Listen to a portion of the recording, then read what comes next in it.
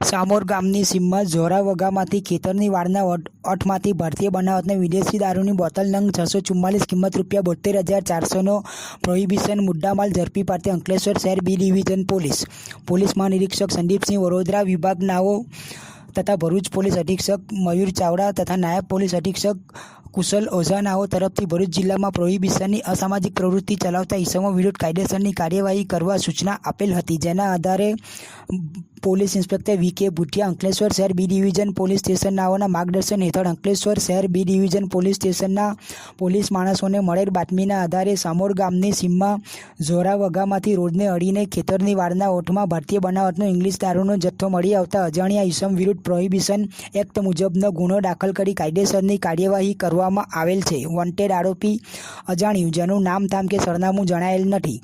કબજે કરેલ મુદ્દામાલ Imperial Blue hand picked grain whisky કુલ બોટલ નંગ 384, જેની કુલ કિંમત ₹38,400. સ્ટર્લિંગ રિઝર્વ વિસ્કી B7 કુલ બોટલ નંગ 144, જેની કુલ કિંમત ₹14,400.